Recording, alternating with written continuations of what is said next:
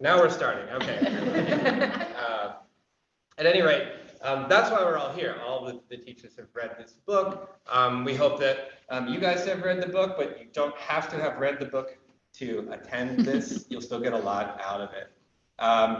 We have been doing parent workshops at this school for 22 years. Lots of different things we've done over the years. There is an old adage about parent education that those that attend usually are the ones that are already sort of practicing what they're about to learn, and so generally they need the advice less. But to me, that also means that you guys are the most interested.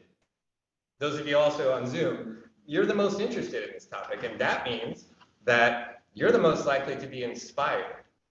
And that, above anything else, aside from the educational information you'll take away from this particular workshop, inspiration is what we're hoping to give you guys. Inspiration to do something that can change your child's life, and to be inspired that the people in whom you have entrusted your child are so inspired by this knowledge, and that we care so deeply about your child that we just want to share this with you. So each of the teachers, because we have so many of us, they're going to share sort of what resonated with them. It's going to kind of be a discussion in the beginning amongst us. If you have questions along the way in the first part, because there's going to be an intermission, maybe save them. Hold on to them. If you're at home, you can type them away in the chat. We'll do like a 15-minute intermission. Here we have refreshments and things, wine and stuff. Everybody can hang out. It'd be nice to share some stories about what you've learned in the book or how you do this at home. At home, it will be a great opportunity for you to then type in some of your questions. When we come back from the intermission, it's going to be kind of a Q&A. Hearing what comments, from the parents, what you loved about this book, what you love about reading, what works for you, and the questions that you may have. And also, that'll be it. And also that'll be more when we talk like the practical applications that you guys can use at home. So yeah, just coming around the table, you may know all the teachers, but may not. So I'd like to introduce them. Rahila Manai is a teacher in room 6 with Ms. Kubik. Ms. Marsh is a primary teacher in room 3. Ms. Parker is in room 1, primary teacher. Ms. Jackson, she's in our infant room. Ms. Tubik is in room 6, primary teacher. Jill Terrio, All-Day Children's House, primary teacher. Chelsea Black, primary teacher in the All-Day Children's House. Mr. Smith, elementary, and Ms. Kiefer Elementary. Minimum experience at this school across this table is somewhere in the 15-year range. So you guys can do the math. There's a lot of years of experience, a lot of knowledge here. And so just again, to reiterate how valuable this is, when people who've been doing this for that long all kind of stand up and go, well, this is something, then it deserves another look. So without further ado, we'll hand it off to Jill and Mrs. Tubik and go. Yeah, thank you. Thank you so much for coming. We know that this isn't easy, and we play around with different times, and so we really appreciate your time, and we really, obviously, I know you appreciate our time, being here as well. Kristen introduced this book to me over a year ago. A while ago, yes. Yeah. And it was just profound. It's something that I believe personally, and this is something I have practiced. This is how I was raised. And then just for this author to put it down so eloquently, and the science behind it, and just everything that she put in these, I don't know how many pages, was just unbelievable. We started talking about it as a staff immediately. We brought it up at our conferences. We were kind of like promoting it for this author. And so, like Bart said, whether you read it or not, that doesn't matter. Hopefully we can convey, what she put, down into this book. But one of the things that I wanted to say right off the bat was we are hoping, and what Bart kind of alluded to already was, you guys are already invested. You're here in our school. The people who do show up on Zoom, you may not be the ones who need to hear this as much as other people. So we're asking something of you guys tonight. We are going to ask you to be influencers in your friends, in the circle of your peers, your family, your friend group. We're going to ask you guys to take this knowledge, and if you are inspired, apply it when you're having conversations at home, when you're with your girlfriends, when you're, with your whoever, to promote not just this book, but this idea to normalize reading to your child. And I know you've read or you've heard about this part of the book where, the hostess of the party slips away and the author inquires, oh, is your wife okay? Is everything okay? And she has left the dinner party to go read to her children. That's the type of normalization that I'm talking about, because this truly can change your relationship with your child, and it can change your child's future. That's really how profound just this simple, small act of reading to your child regularly, the effect that it has. And not just a young child. Like, a lot of parents will be like, I can't wait for my child to read. It's all done. I don't need to do this anymore. The research is there for reading into their teenage years. And, granted, when they're a teenager, they might have different thoughts and, don't want to be snuggling with you. But the benefits of reading and having that downtime with your teenager who's probably, now like a cell phone and things like that, are so grand. Yes, it's great for the younger age when they're absorbing everything like a sponge.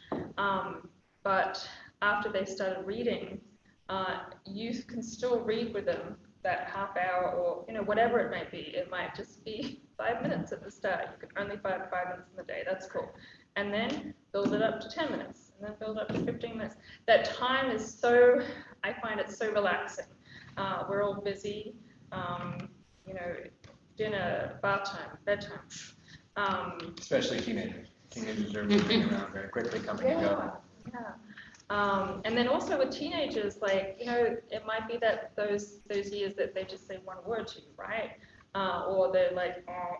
But if you have a connection, like you're reading, she mentions Treasure Island. She's read Treasure Island to her kids 3 or 4 times through their years. So when the kid's 3-year-old, they might not be soaking it all in. But when they're 8, they're getting a little bit more. When they're 13, they're getting a little bit more. When they're 16, like, oh wow! And you can have conversations with the teenager about whatever book you're reading, rather than having a one-word conversation. So there's different kind of baskets that we can jump into. We can talk about the science behind this and how it affects the brain. We can talk about the building of the relationship and what it does to the brain in terms of like chemicals decreasing and other chemicals increasing. And then we can talk about sort of the opposite effect that reading aloud. The opposite in terms of like what technology is doing to the brain and what reading aloud, does to the brain. And so there's many different baskets, but I know that Susan and Landon kind of focused on the brain itself. And so I think that's sort of the first basket that we wanted to start with, if that's okay. I know there's some images you guys printed out. Well, Make sure you guys speak up nice and loud, just in case. Yeah. well, in the book, she starts off by getting into the science behind what she's going to delve into later on, and it's just mind-blowing, literally. Just getting into it. She talks about some scientists that she interviewed, and they had run children through fMRI scans, and she talks about the myelination of the nerves, the neurons, and how they connect to each other, and how their response is to the stimulation of these books. And so she says that children ages 3 to 5, they scanned their brains to see the effects that these stories had. So the children who already had all this practice reading with their families at home showed themselves to be more agile and responsive to the narratives, greater capacity to process more of what they were learning, and at faster speeds. And they're better able to see these images in their heads. This is kind of obvious, because if you practice something, you're going to be better at it. And these children do, as opposed to the other children who may not have had the stories regularly. But if you think about that and what it says, it's pretty eye-opening. They're more agile and responsive to narratives. greater capacity to process more of what they're hearing and at faster speeds. When you think about that, and you think about how that would apply over to learning, that's a big deal.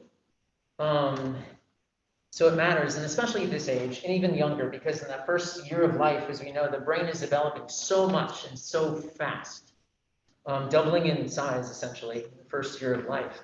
So a lot is going on. Reading stories to the children are an excellent way to activate the brain during this crucial period of neural growth. And that brings us to a study that Susan wanted to talk about. So the doctor was actually John Hutton, and I kind of went down the rabbit hole to see online what I could find, because I was interested in seeing the brain scans. Now, specifically in the book, they talk about an experiment where they sent these children through these fMRIs, right? And they said it was the process of, I think, one of them was just a video presentation of the book. One was a audio Right. only, and then the other was like somebody like vocal in the room, right? So they had these children laying still, of course, in these MRI machines. They had earphones, and the one is the author reads the story, audio-wise. And so the child just like listens to the author read. And the second one is they see the pictures of the storybook as they're laying there, and they listen to the author read too. And then the other one is they watch a video, kind of like an animated version of that, the kind of story. So you have these three groups going through this process. Right. So I could not find those scans. However, Hutton has obviously done other experiments in the same kind of facet, which goes into other things in the book as well. And I particularly, this one is the red scan, and it talks about the organized white matter in the language center of a preschooler's brain. Okay, so this is what's lighting up. So essentially when they're being read too. So they're analyzing the cerebellum and many different networks of the brain at this time. There's the default note network, the visual imagery network, the semantic network, and visual perception network. And all these things are involved in things like introspection, thinking of how their life applies to what's going on around them, creativity and self-awareness, visual memory and language. So that's what we're seeing here. And so this one is not related to necessarily that study specifically, because this is going into a massive underdevelopment of the disorganization of white matter in a preschooler who is using a screen, television, tablets, and smartphones. So this wasn't a part of that particular experiment, but this is showing you what lights up for the screen. So we're talking about that dull blue that we heard about in the actual book. Now we're seeing the dull blue again appear when you're doing tablet time and TV time and stuff. And so I kind of went to this article where they actually interviewed Hutton and gave him a little bit more of a voice. And the most interesting thing, they, of course, he reiterates everything that the book is saying. Reading to your child is going to set them up with advantages, because they're going to start off with these huge vocabularies and all these emotional connections that they're building in their brain. The brain is showing that there is more already established in there, these connections in the brain.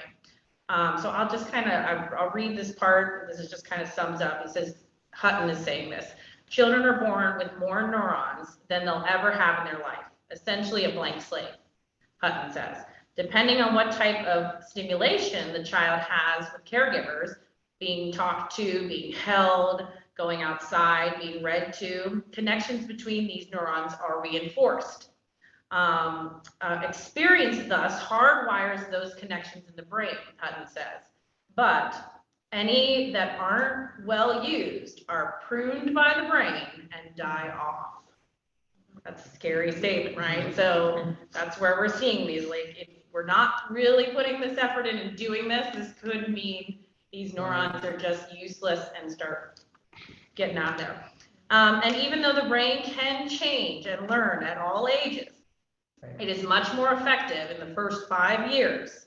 And that's why those early childhood experiences are so important, according to Hutton. Okay, so I wholeheartedly believe that, and I'm glad I read further into the science, because that always tells me, one thing to hear someone who's having a successful experience with their children and going through these processes, but then you're hearing that the science is kind of backing it up. Like Mhm. you can't deny like the lit up brains that we're seeing on these So, MRIs. along those lines, with that experiment that I'm describing in the MRIs, the children who just heard the audio version of the story, they found out that there was some networks lighting up in the brain, but not too much, but kind of like along the lines of how does it relate to their lives and their understanding. The second group that saw pictures and heard the audio, it says that all networks were firing and connecting with each other, reinforcing the connections and strengthening their internal networks in the brain, among all those things. However, the one, just like Susan just said, when they just watched a video, which is sort of similar to the screen time idea, the brain stops doing anything except for visual perception, that you see it. But nothing else in terms of higher order brain networks like those involved in learning. So that just blew me away right away in this book, just to get that going to set the stage for the rest of the story. If we all have children, and the next time your child is sitting down watching Netflix, don't get me started on that. I'm not going to go too far off into the digital, because we're going to do a whole year's worth of that next year. But if you just have the chance, when your child's not looking at you and noticing you, look at your child's face, look at his or her eyes as they are looking at the TV, and then remember that the brain is doing nothing. The only thing that's going on here is that kid's eyes, and you can just see that. You can see there's just emptiness behind them, and then look at their eyes. When you're reading, see if there's a difference. And we aren't going to go too much into technology and screens and all of that. And we as a school have been toying around with the idea of doing like a big seminar on that for years, maybe. But it's just one of those subjects that we're like, well, where do we start? Where do we end? It's much easier to tell people what they can do rather than saying, hey, you shouldn't be doing this. And you probably have all heard that in how we relate to the children, how we speak to the children. Oh, you can walk. Oh, you can sit, instead of like, don't run and don't stand on the table, or whatever the case is. So this is what we're asking them to do. We're not saying, please don't let your children watch television, or don't let them use the iPhone, or don't let them watch YouTube. We're saying, do this. And if you do decide to reduce screen time, or you do decide to take it away, this could be a good replacement. In the same way, you may come to that conclusion because of this on your own. And you can also notice the difference. A lot of people that do take away screen time notice more calm in their house, more pleasing statements coming from their child, just like an overall sense of more chillness than time. Look at the transition. Yeah, the transition in your child from technology. So again, leaving the Netflix, and then coming to do some other productive task like dinner or whatever. There is a transition where they have to, or if they've been gaming, to kind of detach themselves from that virtual world and reconnect with the physical world right in front of them. Well, that doesn't happen when you're reading. It's just like, okay. Well, one of the things that she keeps coming back to is the concept that we are social animals. And so time set aside to read promotes sustained and prolonged attention span. And what I really took away from this book, I'm going to kind of jump in here to this right now, which just parallels perfectly with Montessori and what you guys hope for your child by having them in a Montessori school, is empathy, self-regulation, self-mastery, emotional resilience, cognitive development, focus, concentration, love of language, love of art, be able to express themselves, that they're a better friend, that they're happier, healthier, calmer. This all occurs when we read to our child. This is from the book. I literally can take Maria Montessori and be like, oh, this is what a Montessori education is going to promote. This is why we're in Montessori, because these are the type of children that we're hoping to bring into this world. This is what we get from reading aloud to our children. And that's just fact. We're social animals. We need to build that relationship with our child. And there's a really wonderful quote that's on my phone, but it talks about how love doesn't sit there like a stone. It needs to be made and remade every day, like bread.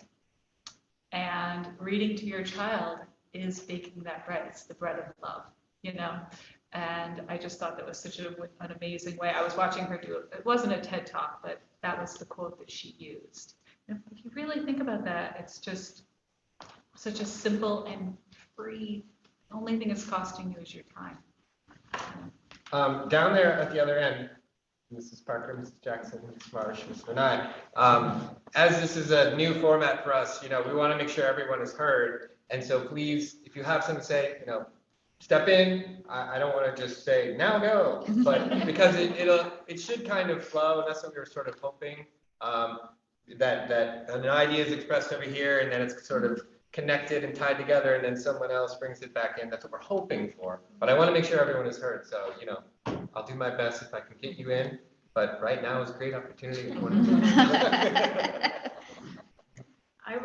I just go off too on Kristen, what she said about just that brief amount of time. There's a quote in there about a overseas program that they're doing, and that really hit me because I was like, the guy says, I could sit down, because what they do is they get these service people to audio record reading to their kids, and they send it back to their kids so that there's this connection there.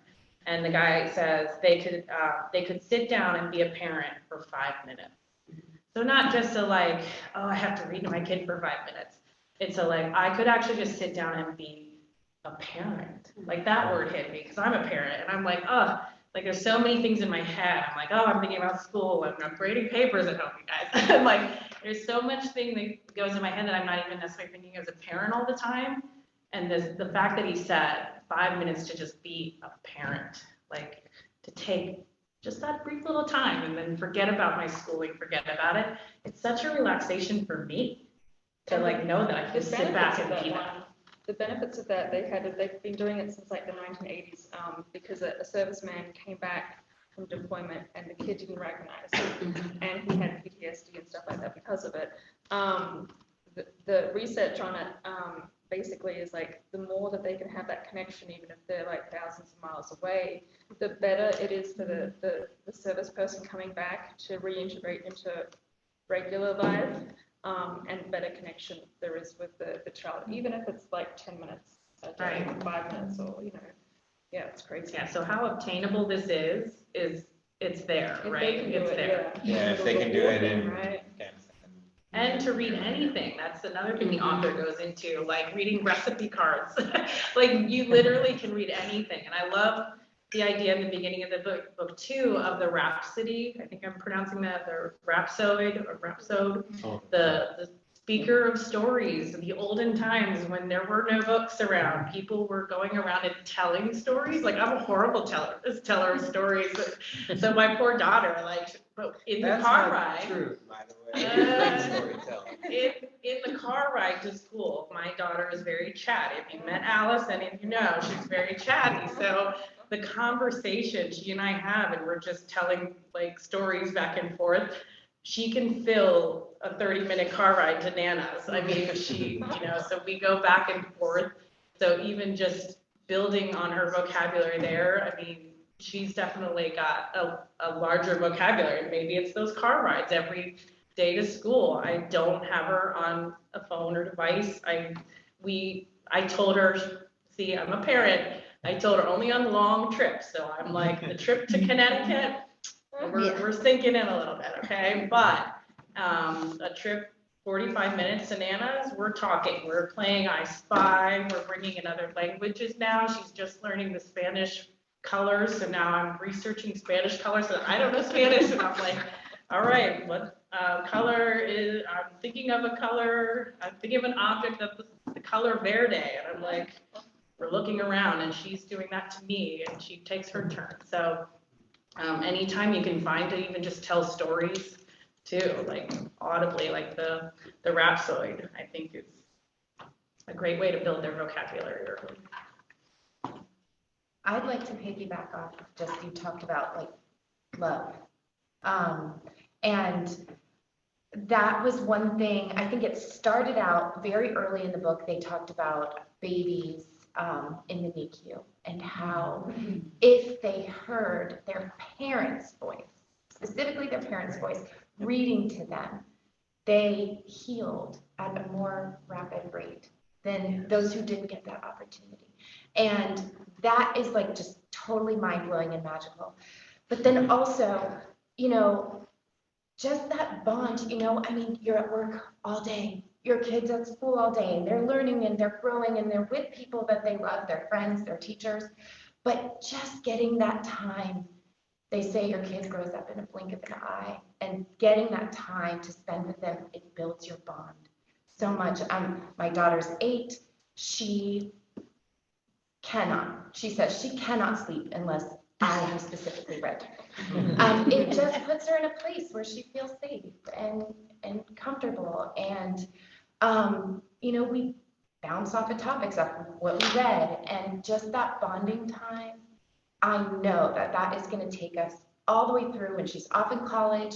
I hope she'll call me and I can read her bedtime story. I just think that is something super special. And I don't know, they just grow up so fast, why not spend that extra time with them? And it's so easy and accessible, but no one yet, and we're 30 minutes into this, no one has really even mentioned content. Right. No one is like, you should always be reading this or not be reading that. Like, it's really whatever you want. It's just the time that you're spending and what you're doing that dictates this. How simple can that be? Now, on the heels of that, I thought it would be interesting, in light of all the brain science studies and the MRIs, they did not analyze how they're affected when reading next to their family, and they're cuddling together and reading together when right next to each other. That has a huge impact too. It makes me wonder what those brain readings would be. Can't fit everyone into that MRI. Right, I know.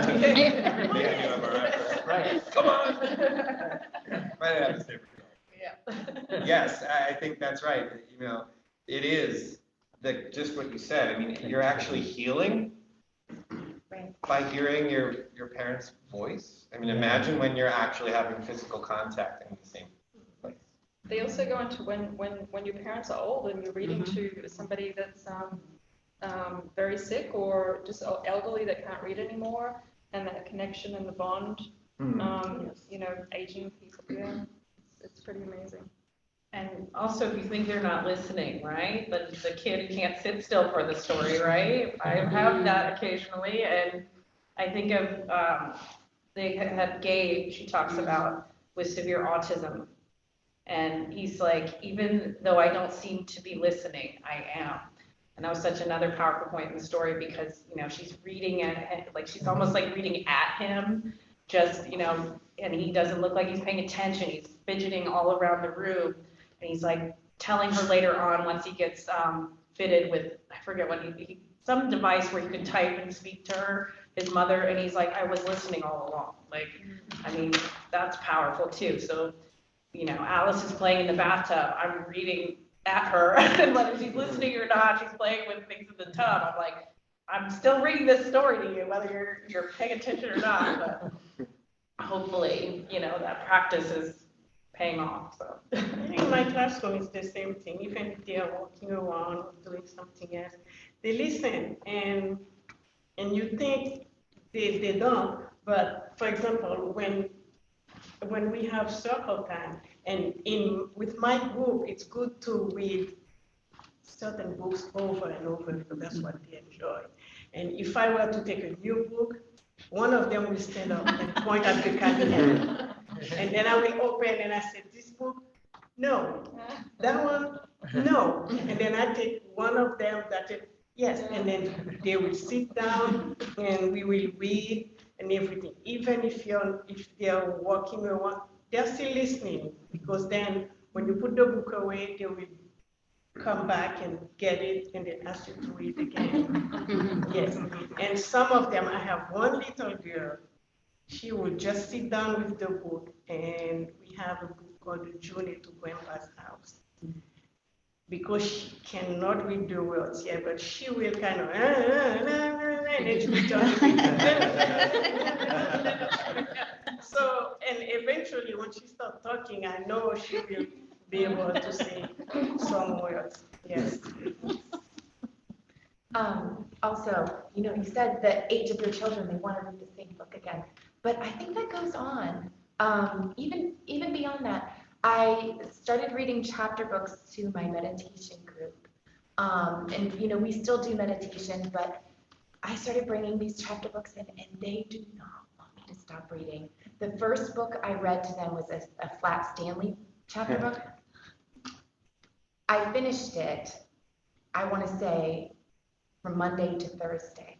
And Friday, it was time to start a new book. And they wanted to hear the same book all over again. We read the whole book over again. Then I started a new book after that. And then they were, can we read this one again? And I was like, okay. And, you know, why not? They love it. They don't want me to stop reading. Before, it was like they were a little bit more eager to kind of get up from meditation, maybe before it was done. Now it's like they could just stay and just listen.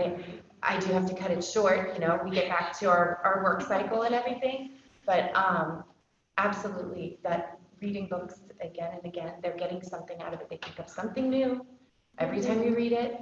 And that group may include children who will not sit still at home for the parents to read. But we're building it. So maybe that child was getting up quickly here, but eventually if you keep at it, you know, you can make some headway. And so just starting with 5 minutes, starting while they're in the bathtub, starting at the, you know, times when you have them sort of captive, you know, it's always going to build towards it. Yes, because even in my group, when they don't know how to, I mean, they say some words, the young toddlers, but to make it more interesting, sometimes when I read a book over and over with them, then I will say, can you show me the red color? They will point at it. Can you show me let's look for the mouse. They will look and then they will point at it. So I guess the first step is reading over and over, and then the second step, as they are growing up, they are maturing, I would say, then it's more interesting because she shares some stuff with you regarding the book as well. So. I'd like to say something, I guess, on the teacher side of it. We've been talking a lot about things, but she talks about in the book, and this is for, you know, for a parent or teacher, but just the power of being read to aloud. And, you know, for a child who is struggling with reading, you know, they're looking at words on a page, and it's hard for them to get it, or they're still, you know, either in the decoding part or the encoding part, and you know, just being read to gives them relief. They don't have to sit there and try to figure out the sentence, look at those letters. They don't have to try to figure those things out. It is them just having that relief in their mind and getting to be with that person and just enjoying the reading time, learning to enjoy the book and what is in it and what all the contents are and if there's pictures or whatever it might be. And she also talks about in the book, not just at this age, you know, she was talking about the high school and the college age, you know, all these students who are not reading and they're going into these classes and they're struggling. And, you know, this one professor teacher started reading, I think it was the mystery novel or something to them, right? And so these students who wouldn't even pick up a book, you know, or like, I couldn't, like, I had to go get the book and I had to read it all night because I had to know what happened, right? So she was getting them interested in reading by reading aloud to them. And I was just like, wow, I was like, you know, the power of reading aloud, like, you know, it can happen at any age. And, you know, when you think of those people, you know, we just think, oh, we're an adult, we can read, you know, but sit down and have somebody read to you. You know, what place are you in at that time? Where's your headspace? You know, or you're using your imagination too, right? So if you're being read to, even from your child, you know, put yourself in their shoes and think back and be a child and see what you get out of that. And, you know, not only that, as you're reading as a family, then mom's reading or dad's reading, the child's reading too, or, you know, you're all taking turns, and it really does just bring that closeness. And that also happens in the classroom too, with the children. You know, we're sitting there, we're reading to them all the time, or we're in circle, or individually, or they're learning to read to us, and then it's just taking that time to be together. And that's what's so important here, is building that bond of being together, being in your community, being your family. And what that can just do for your family is all the things that we've been talking about here, right? Building the love and the support and the community, and giving each person, you know, putting each personality into it through reading. So.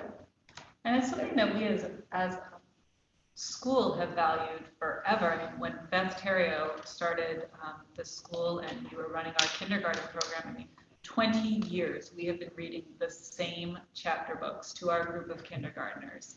We read Heidi, Black Beauty, The Wizard of Oz, Charlotte's Web, The Incredible Journey, and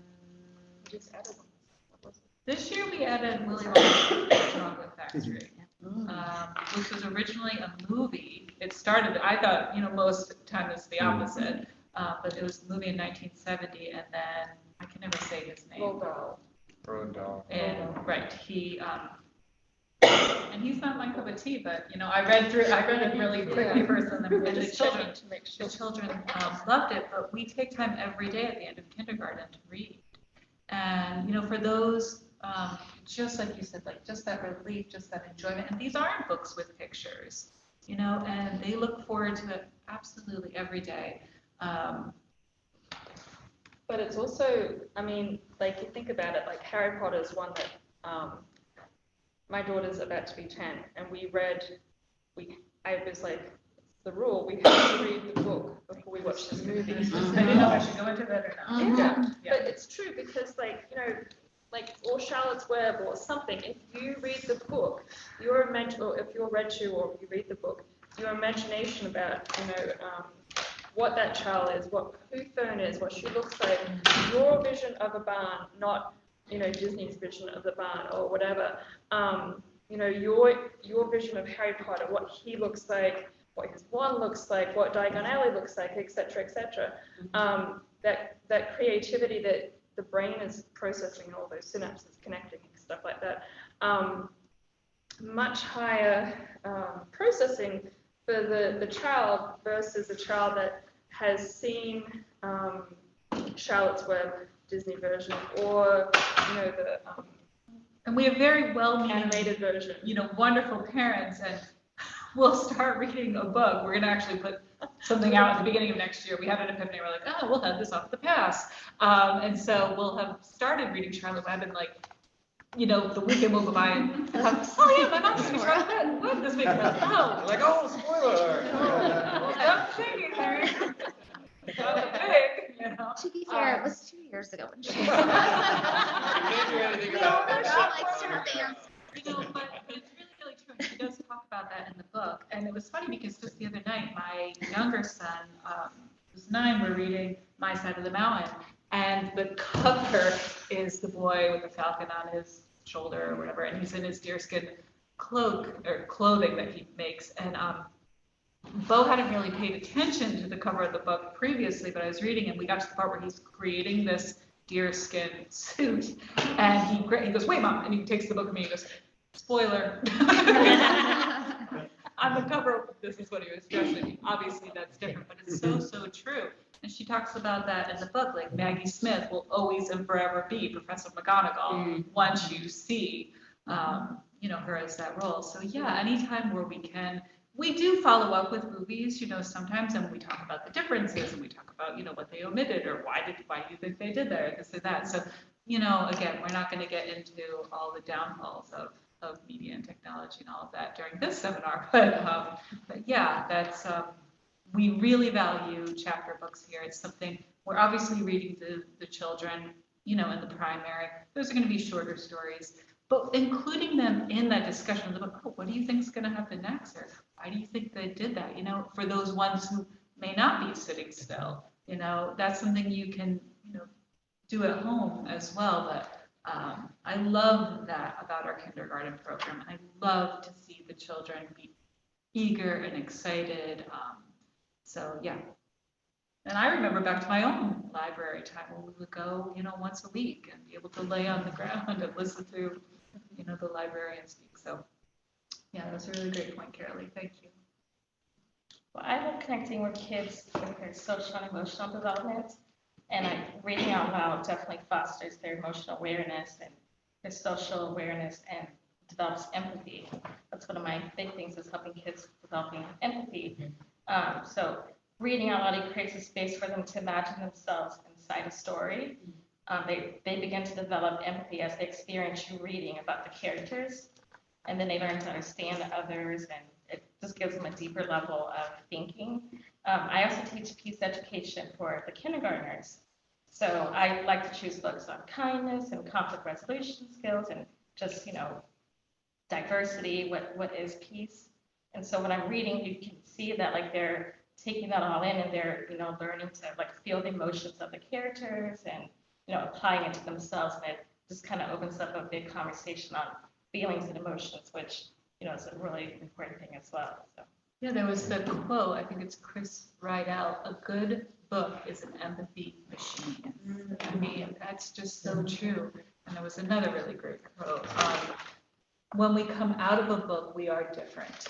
And I mean, if you read as an adult, I'm sure you feel that, way as well. I thought a really other interesting part is that some of these ideas that we get to experience in books, or, that are being read to, maybe aren't things that you want to talk about in the light of day. But in the book, you can let your mind go in places and think to yourself, oh, well, if I was that character, would I do that? Or that concept that she talks about between like beauty and evil and good and bad, and this beautiful language, that whole part she puts in with, who's the author? Willy Wonka guy again.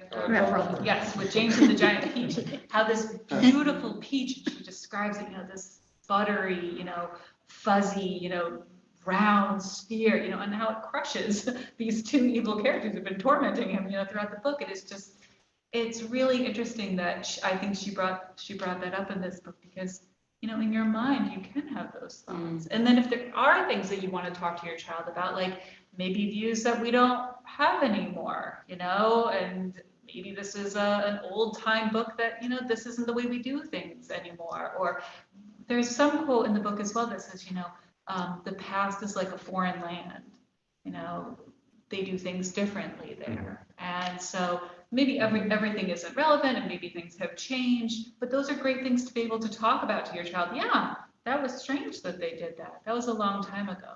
We do things differently now. But what better place to do that than in the safeness of your own home with your trusted parent, to be able to talk about those ideas if they do come up. This is where the content part comes in, because you really can look at your child and go, well, what does my child really need to know about right now? At 3, at 4, at 16, or whatever it is, and try and choose books that are related to that. Like, even if you just want to say, like, how empathetic is my child? You can go right now and Google like, books that teach empathy, right? There's one, and we have this book, it's called The Lion and the Bird, right? And there's no words. No, there's a few words.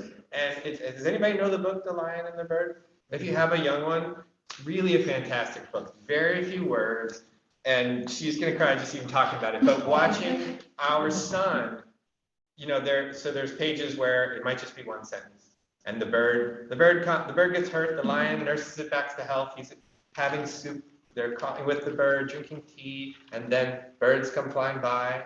I know, and the bird leaves, and then the lion is sitting at the table drinking tea by himself, and he's having soup by himself, and then the bird comes back, but in each one of the there's not much words, and our son Robin was filling in the story, and he's like, Mom, he can't even eat. He can't even He can't He's brush so his sad. teeth. And I was like, And I'm like, if you're like, what is he getting out of the book? He just showed us. Right. And that's it. Wow, this is empathy. and he was like 4. Yeah, I mean, and it's just incredible to have those moments, though. I mean, that moment is just so special and will always be there. But it only happened because we put the book in front of them. And some books you're going to put in front of them, they're like, that was, why did we do that? But you still get something out of it. And then you'll get these like, oh, this was the greatest experience of my life, moment. But none of that happens if you don't do it. And I do guarantee that. I would like to piggyback on something you said, and Marie said too, about reading books over and over again. And she talks about it, and Kristen talked about, Treasure Island being this author's book that she read, throughout the years. And the benefits of that. And yes, content is important. You can teach lessons through books, but don't get caught up in that, though. Don't go out there just seeking all the time to be like, well, I'm going to teach my kid about patience today, or I'm going to do this. Do what you read what you're enjoying. They're gonna see that passion in you. You know, respond to what they are responding to as well. And all those lessons will come. I mean, we read, I mean, much to Bart's dismay, in a way, we read Harry Potter all the way through 4 times. Okay, there's the dismay. And Bart was like, I was not actually there. I was like, I gotta. but when we did, tap it out. when we played the Harry Potter trivia, he knew all the answers. I can hear it coming from Like, every they would house. finish it and Robin would go, run it back, Mom, you know? And, but every time there was something we took out of that. I mean, and I could just go off about Harry Potter forever, but I mean. Yeah, that was a so- COVID find for, she was like, Harry Potter all the time. And, but yeah, I mean, so much came from it that it was a wonderful, wonderful experience. And don't, Reading above level too, by the Yes, way, yes. because that was Yes. one of the points she made is their listening abilities are much greater than oftentimes their capability of Yeah, reading their own. So definitely our recommendation in elementary is always, because I know parents are like, what should we do at home to help their reading along and stuff. We always encourage them to read their own books, but we always say read to them, read them the newspaper, read them whatever, but you can go above, and we read as well during literature time, and we have set times in the schedule. You read at lunch sometimes to them above level, because we know that builds their vocabulary as well, and there's so many other contextual things that they can pick up that they wouldn't necessarily be able to read in a level book that they're capable of reading on their own. So. When I was reading through this, she gets into a lot of the 3 to 5 year olds, what are they doing? But I was trying to seek out the elementary, because obviously Susan and I work with the elementary students. And so she says, of course, continue to read to the elementary age child, if not older, if you can, if you have 5 minutes a day or so. They still benefit from read alouds to enrich, enlighten, and transport and transform. Also, reading substantive books together with the rich language, well-developed characters, and imaginative stories. So she gets into the idea of vocabulary. And people's, in general, expressive vocabulary, what the words you use every day, are usually a lot less than the ones you understand. So you might not use these words, but you understand them in general. And she says, with these older children, you read them interesting books. Read them substantive books that have been around for decades. Like this goes back to the classics that we do read in elementary. She mentions reading to her daughter Bram Stoker's Dracula, her 11-year-old. That was written in 1897 or so. Every year, Mr. T in elementary, he reads Charles Dickens' Christmas Carol, the original language. I've tried to pick up the pieces when he's not here. I love the whole thing. So, But oh my gosh.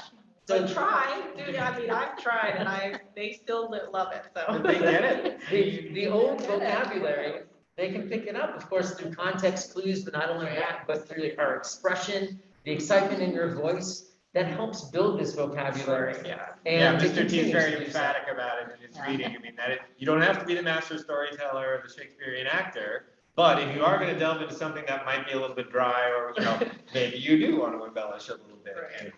and there's nothing wrong with that. And she quotes in the book too that reading level doesn't typically catch up to listening level until about the age of 8th grade. So there's lots of opportunity for you guys to step in with older children to read to them at a higher level than what they're doing. So. Because the same thing applies, like the idea of transporting them in time and place to somewhere else they've never been, but they can imagine, much more so now at the older age, because they have experience with life in general. So they can imagine these new worlds, Narnia, that doesn't even exist, and the characters that they might encounter there.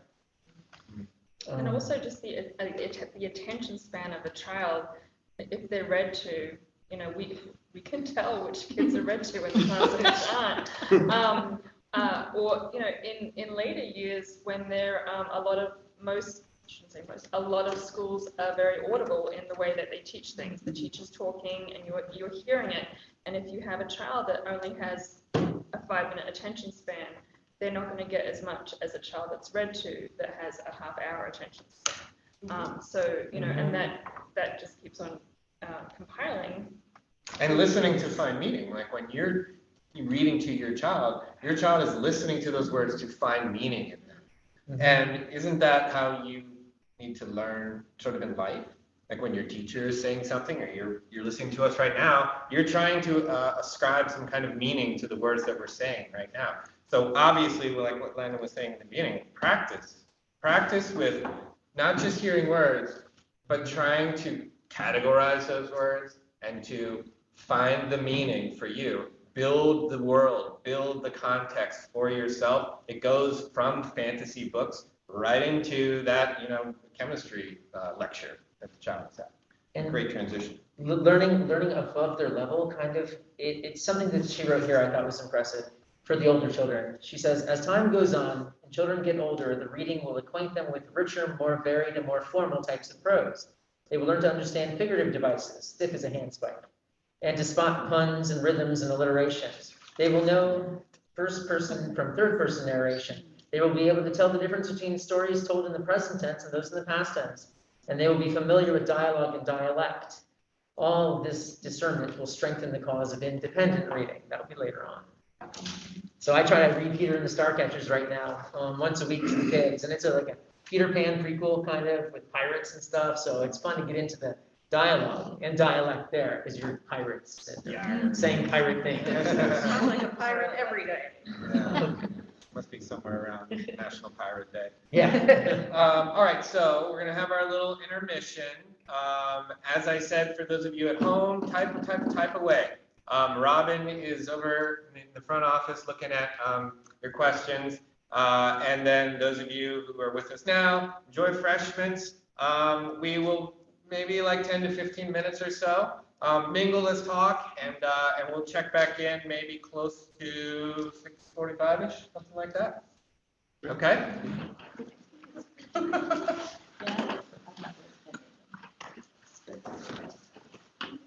Okay. Nice little interlude. So yeah, hopefully everybody has some ideas and some thoughts to share.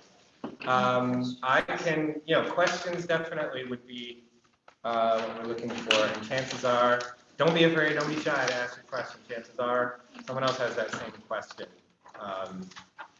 And chances are we're going to have really good answers for you too.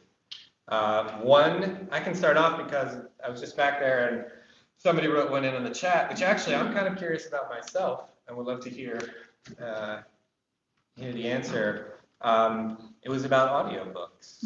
And, is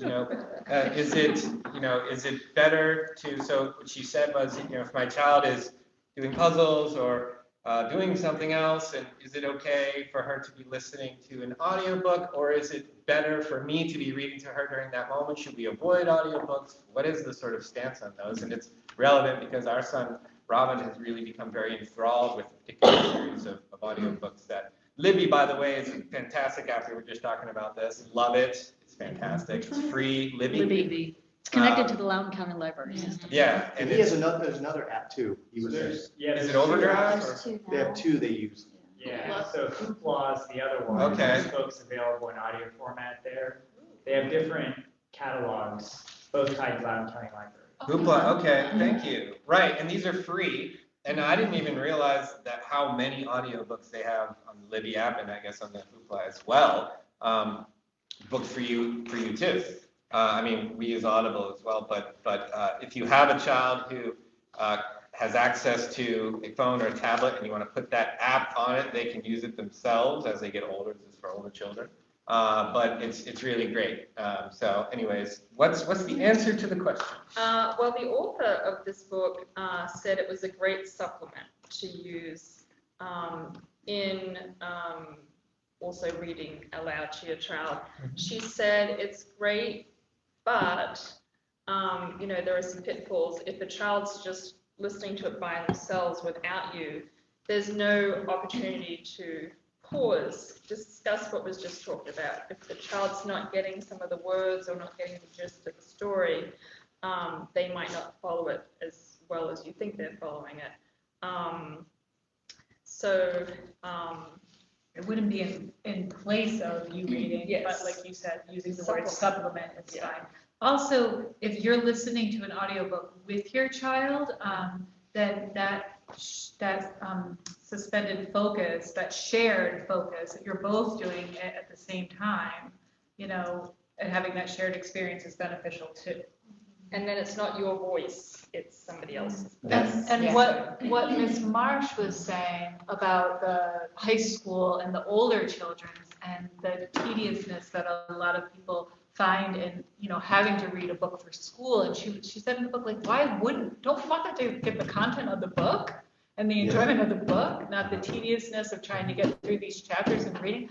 I mean, I certainly think it's not cheating. I think she actually uses that word. They said in older kids that were struggling to read that they had them listening to the audio and then they were following along with the words. So sometimes if they didn't know how to pronounce the word, they could hear the word and be like, oh, that's how you pronounce discombobulated or whatever the word is. So that the children were struggling, they felt that it was more manageable for them to read a book rather than it being mundane and tedious, like those books that you have to read in language. And for the younger kids, she mentioned illustrations get lost when you're just listening, and the illustrations are really important early on. So. Very. And just a word for sort of audiobooks for adults. If you don't do them, I mean, this is how Bart and I close out every night. We listen to an audiobook together, and sometimes it's for 10 minutes. Sometimes it's for longer, but you know, because most of the time we're exhausted, we fall asleep. But having that shared experience, and it's not television. I mean, and it's a really, really wonderful thing. I think a lot of people do them in car rides and things like that, but it's awesome. We do long car rides all the time, and audiobooks are perfect for that because, yeah, I'm listening, we're enjoying it together. I can't read to them while I'm driving, but if they have a question, I can just pause it and we can just discuss it and then start it again. And wherever we went, we're gonna have to drive back. So if we're not done with it, we're gonna finish it. And back to the answer, I'm sorry. I was gonna change. Okay, yeah, I just wanted to say to the person who asked the question, you know, maybe you gleaned it from the varied responses, but this is not an all or nothing situation. It's not like never or always do these things. Because I listen to my son listening to his audiobook when I'm in there, and I might just be sitting, you know, quietly, or I'm in another room and I listen. But and I'm thinking, what is he getting out of this? Is it too much? And I'm always trying to analyze it. We probably annoy each other to no end doing that all the time because we're Montessorians. But I was thinking the other day, like the person who's reading this book, it's the 39 Clues, and there's so many characters, and this person does different voices for everyone, and they're very animated, and what a great exposure for him just from the storytelling perspective. I think that's really great because, you know, relating to other human beings, like I was just talking with a parent earlier, and we're having an animated discussion where we're emphasizing what we're saying, and we're using different kind of clues to de-emphasize or accentuate what we're talking about. We're telling stories as we speak, and that's how we relate to each other. And not for nothing, but storytelling is how we are going to pass on all of our knowledge to the next generation. So Robin, my son, is at least getting that in that moment, and I'm happy with it. So it isn't an all or nothing thing to that person. She says audiobooks in the story. She says to listen to a story is to participate in its realization. Far from being a cheap shortcut, it's a deep and thoughtful way to engage with writing of all types. And I thought that was a nice way to put it. Like for me, I always thought like audiobooks, you know, it's not like really reading, I guess, but no, it does a lot, and there's a lot of benefits. And she made her own book into an audiobook. Yeah. And she reads well, and she's very eloquent. Oh, I She's love very it. entertaining. I read She's a good this to it. storyteller. Courtney. So on the kind of the questions in the discussion as you're reading, so Charlotte, like every other sentence is interrupting with questions. And I'm kind of like, it's fine. But I feel like I'm not getting through enough content for her to like even follow. Because it's like, and sometimes it's not questions, she'll be like, yeah, I told you so. Like talking to the character. So I think it's a good thing. I think, well, I I know her daughter, she was my student. So with her in particular, I think you could say to her before you read, you know, we're gonna read 3 pages, you know, or we're gonna read this much. And then at the end of that, you know, if you have any questions, we'll talk about it then, you know, because she could sit fine through every book we read, you know, in kindergarten and wasn't interrupting the group. So she's certainly capable of it. So I think it's just about you setting her. Well, it sounds like she's Yeah. looking for interaction with you as well. It's that conversation between moms. So enjoy it, I would say. Samantha, American Girls, books, and so there's one character who's kind of mean, and you know, there's only pictures like every 4th page. Yeah. And so we got to the picture, and it was kind of one of the bad people. She's like flicking.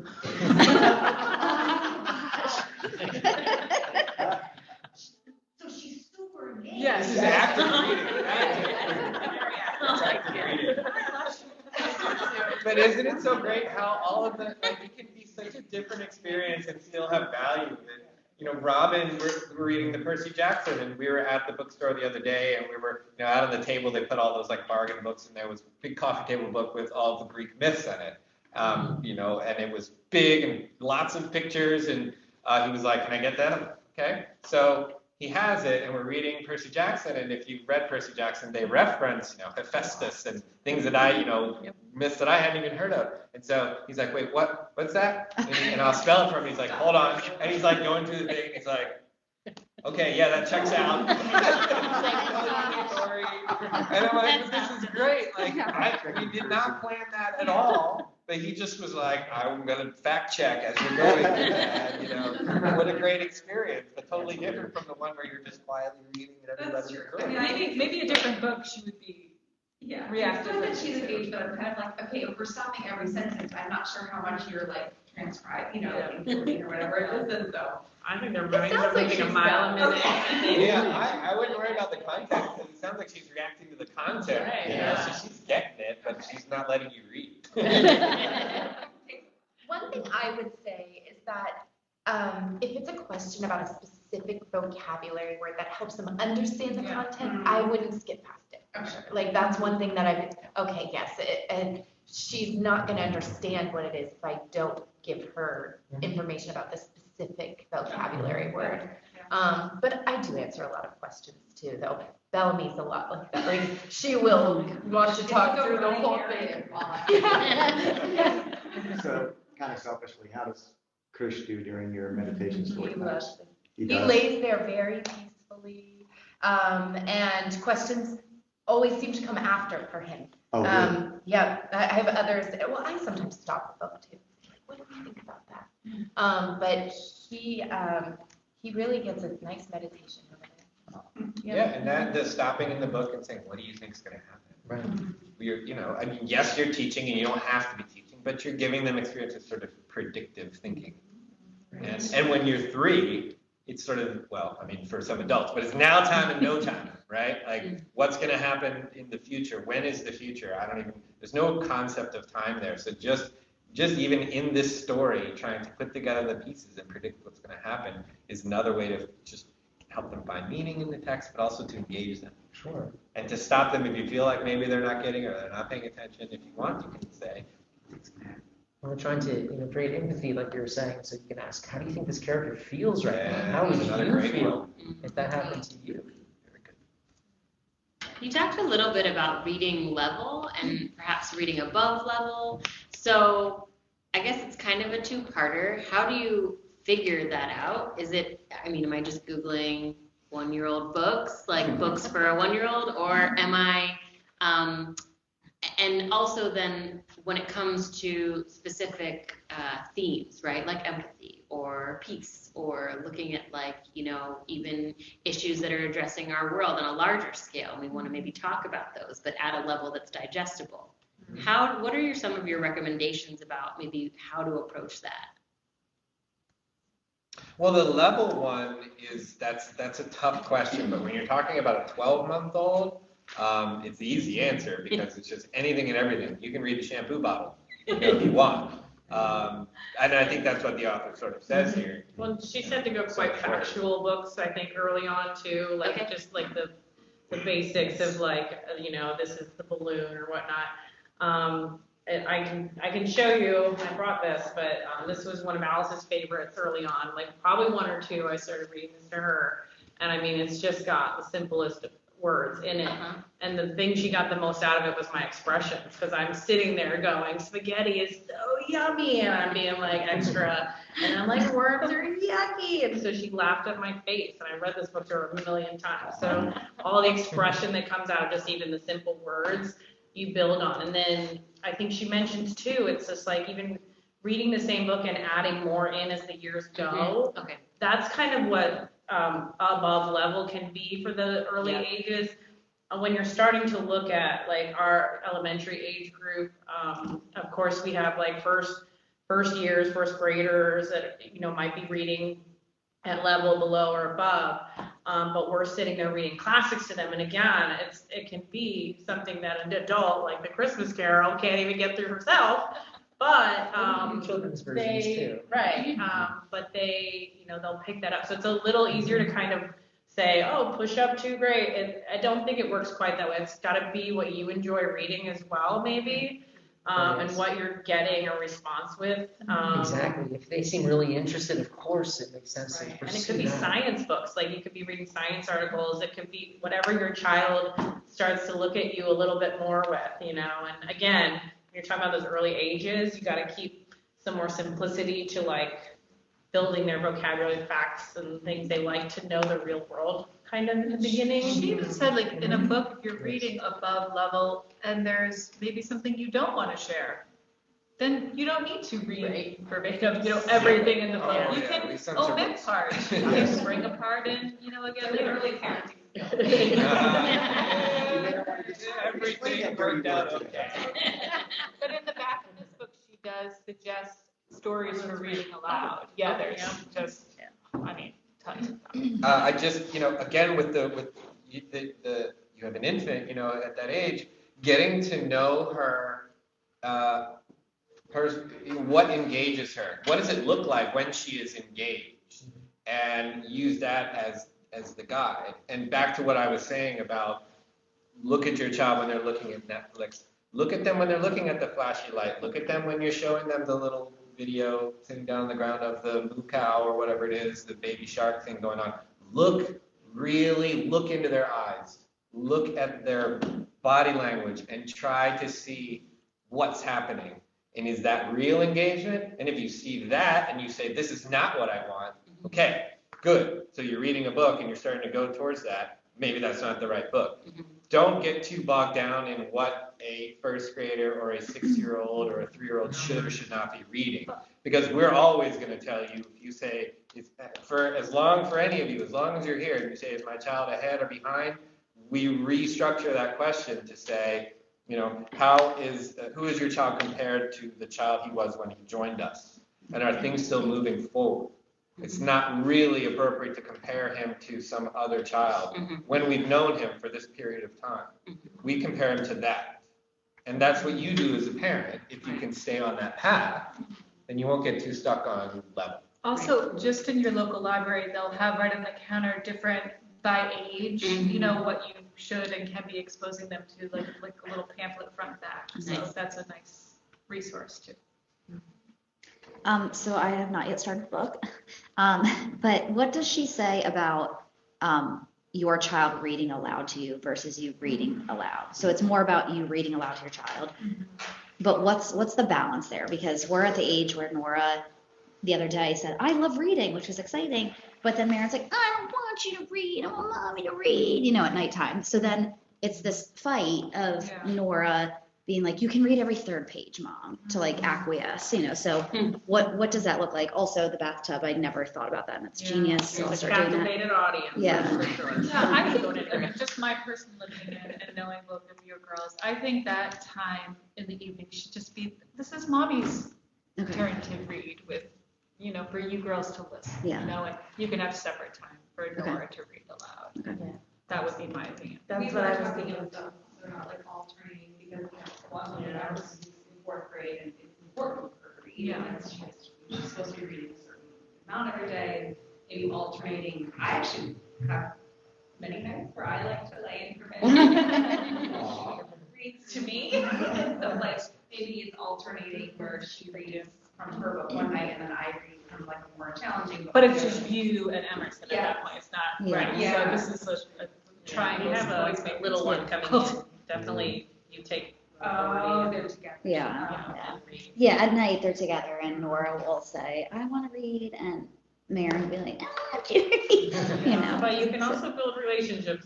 We've had plenty of children where we recommend, like, hey, because we're trying to get that child to be interested in reading, why don't you go home and read this to your younger sibling? Yeah. Like, so we've used that as well as like a tool to kind of.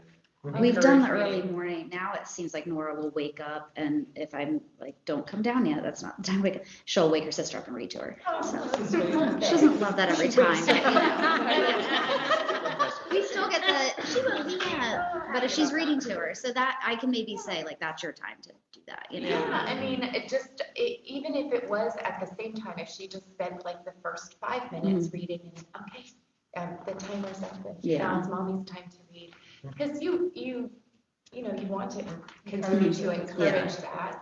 But yeah, just that way it's not like she's not taking up your time for reading, because, they both need that from you. Okay.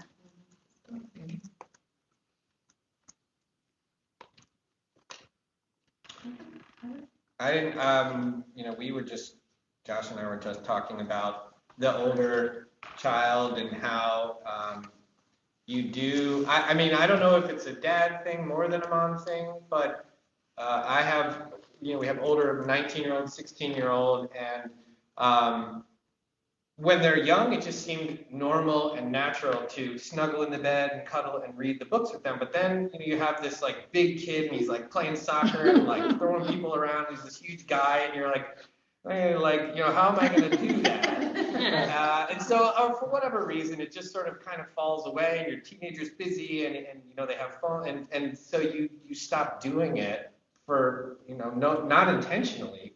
I kind of, from being around these fantastic educators, just was given the idea, like, hey, you can still do it with your own. And I found a book with my son Travis, and we just started reading, and he was in middle school, and we were just, and I would read some to him, and he started to get interested in the book, and he would read a little bit to me, and it was just, I never would have thought to do that unless someone had told me, and I just wonder if that's the case for a lot of families. Does it sort of fall off when they get older? But it shouldn't. Yes, there's the stats in the book, and even it's early on, but it even talks about, they also say how many of them wish they were, that did continue, and it was like an extremely high number. Grade 4, I think it was grade 4 or something. That it falls off. That it falls off, that's dramatic. Yeah. I have a question, and I mean, you don't have to raise your hand, but I'm curious because I would love to know nationwide, what is the percentage of adults who read for enjoyment? Do you guys? Yes. And so I was going to guess that you have a high percentage of this meeting here, but I think if you take, the 140 students at school and, who didn't come to this, of those parents, we level out. Because my guess is that nationwide it's a pretty low percentage. We should do like a Google survey. Someone must have, right? The stats must be there. And I fear that the future is not bright in terms of reading, being a thing. There's lots of videos can take the place of it, and I'm sure it'll just be. Well, reading goes on, but with all the tablets and everything, it's so short. Have you noticed that? Of course. We're TLDR. down. Yeah. TLDR. It's like TLDR. absolutely. I'm not gonna. Most people will not read into this They are more taking reading stuff. times on articles. They'll Yeah. say Yeah. 3 minutes, Yes. 5 TLDR. minutes. Yeah, this will Yeah. only take you 5 minutes. It's a byline, like, It's- what's the It's byline? literally 5 a minutes. piece at the very end of an article for those people, and most people will just go straight to the long, Mix to it too up. long Yes. didn't read, and Yep. read the 2 or 3 sentence summation of it. Well, I'll tell you, the one question that I get asked You'll for see the it all the last time. 20 years at conference time is, what can I be doing at home? And the one answer that I've given for 20 years is read to your child, read to your child, read to. Have your child see you reading for pleasure. Get the Washington Post. They will sit and look at the funnies with you, Let them see that you prioritize reading. and I'm not gonna get into it, but we'll do this another day. But, have them not see you on your phone. Like, I literally will like throw my phone like under a pillow, sometimes when my kids come there, because I don't want them to see me, prioritizing this. And when you are reading. We read paper books. Yeah. They know what we're doing and not that we're. And pack the book on vacation. If you can pack the iPad and you can pack all these other things, pack the book. And forget the iPad. Yeah. Forget it. I told a parent the other day, I was like, they were, they're driving to Philadelphia every couple weekends, and they said, my child can't not have an iPad. I'm like, yes, they can. Just don't bring it with you, and you can look out the window, which is what we all used to do. Well, we said, and we were going to talk about, really ways that we are begging you to be that influencer, to use modern language, in your own circle of friends, your family, groups you're a part of. Show them that you prioritize this in your life. It's the only way things change is when you leave that dinner party to go read to your child, or when for a birthday, instead of giving a roadblock, I can never say this right. Roblox.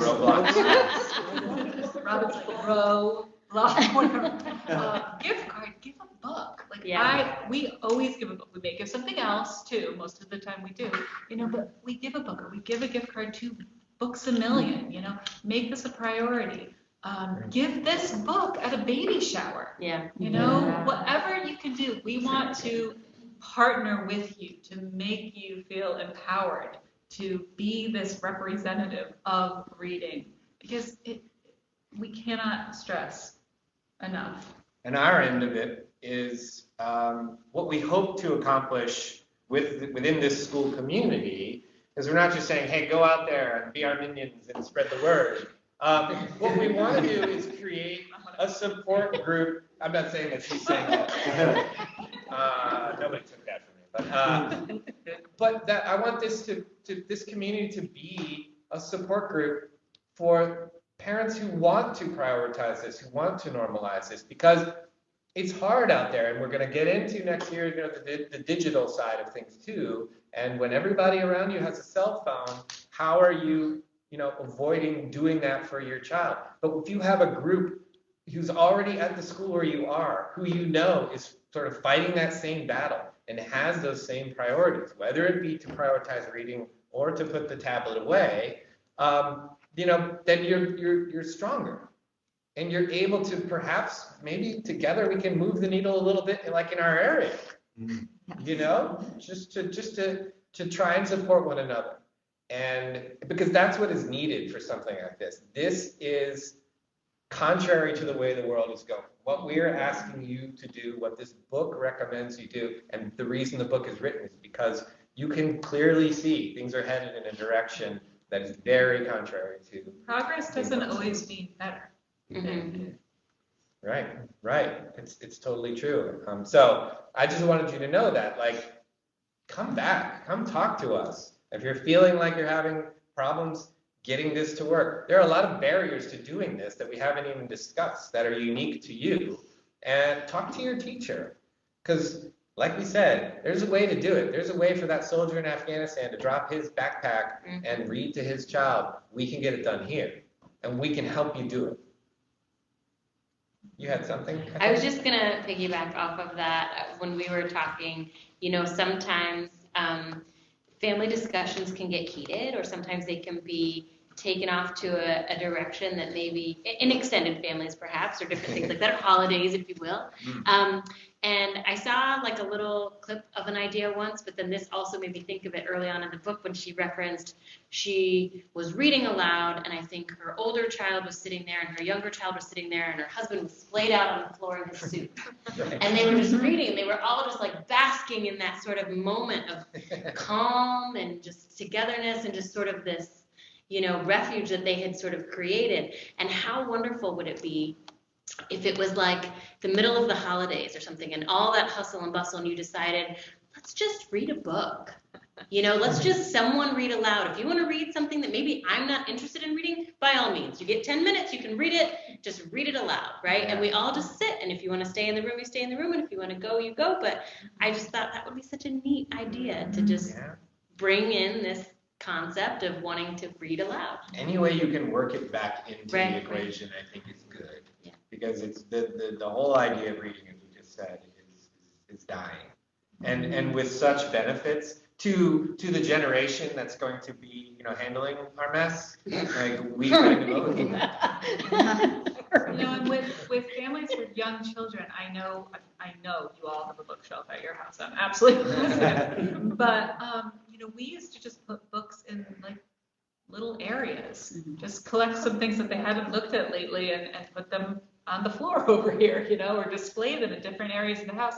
So it wasn't like, oh, I'm going to the bookshelf, I'm getting the book, I'm going to sit in this chair, but like reading can take place anywhere, Yes. So just another idea to you guys to apply at home. One thing that I just started doing is I have a friend of mine who loves to read, has a daughter a bit older than my oldest, Charlotte, and she's a bit older, they don't go to the same school, but they really enjoy each other. They just don't have a whole lot to connect with until they started recommending books to each other. It's like, oh, you can read this when I'm done with it, but please can I have it back? And then the fact that her friend Rosie is like sharing that book with her makes that book even more special. And so if they can find that with a friend, that really helps to grow their love we for maybe books do a too. book. We have done book clubs in the past, yeah, it works really well. It's a great for thing through the, yep. I can say just having been like, we kind of were like, as a school, everyone's like, he's like, everyone read this, and given this, like, and we're like, oh no, something we have to do, right, for work, but I actually appreciate it because having read it and having it hit so like strong with all of us, I feel like it's brought up me closer to some of my friends when we can sit and chat about things. Like, I mean, I can, go back to room 1 where I used to work in, and I'm like, hey, Sherry, let's talk about that one thing that I read about. Like, what can I do about that with Alice or whatever, and so it's fun, and I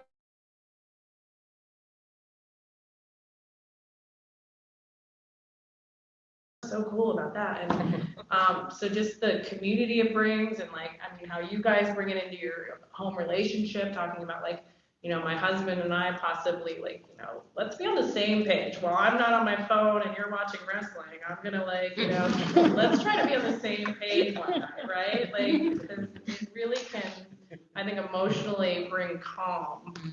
I And gave we this all book need to a lot of calm in our lives. I gave this book to my mom, who's going to be 80 this summer. She was a kindergarten teacher in the public school system forever and ever. And I mean, we exchange books all the time, but this, I mean, she loved it. She was like texting me ideas to talk to you all about tonight. And actually, one was really good, talking about subscriptions to magazines and stuff for.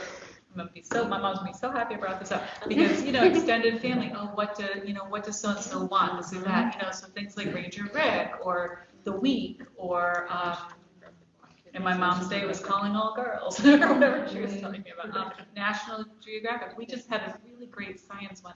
Oh, what is it called? Oh, Oila or something? Oila, yeah. Anyway, but if your relatives are looking for ideas, and I mean, how exciting is it to get mail too? So start recommending the book you're currently reading to family members and see if it brings you guys closer too. Yeah, like this doesn't just work with your children. I'm sure it can bring you guys together as well with your adult. I bought my mom an Audible subscription, and her and my dad have very different schedules, and that like brought them together on their trips. And they I was sending them like, this is a book that you guys both will like that I've listened to, that kind of thing. Cool. So, Yeah. Can anybody hear me? Yeah. Yeah. Oh, okay. Hi, it's Robin. I'm alias Barterio back here. We had Liz comment, and she just recommended some books, which I will share as far as read alouds. But one of the things she mentioned, and I'll share on Remind tomorrow, is there's a cool program to delay having young kids get phones until 8th grade. And she gave the website. So that would be a good way to research that and investigate that regarding phones. thanks, Rob. Thank you, Robin. You're welcome. Yeah, we're all gonna work together on that particular. You look at everybody nodding. I mean, we're gonna have to probably rent out a different space to Yeah, there won't house be Yeah, 130 people at that one. it's something, but once again, it's something that everybody can clearly see taking us into a direction where we don't want our children to be. But what's so wonderful about this, and as Jill said, is to lead off with something you can do instead. Because one of the hardest parts of the whole digital situation is that, well, okay, we take it away, now what? Right, the seminar's not going to be. They're suddenly going to be like, I'm going to go outside and build a fort, Dad. Thanks for taking away my Xbox. So, but you can replace it maybe, and bit by bit beforehand, you've established something great.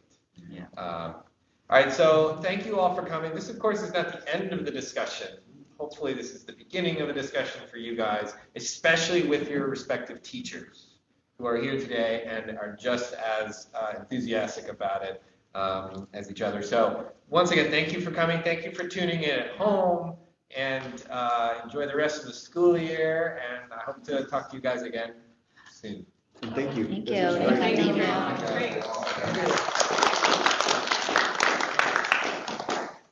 I did want to say that, if people don't have this, if they want suggestions, I emailed the author and she sent me a PDF of the books in here. So I have that for email, if you would, if there's something. She just lives in Bethesda. Oh, wow. We could have been like, Oh, yeah. we could have had her have We missed an opportunity. Do it again. Yeah.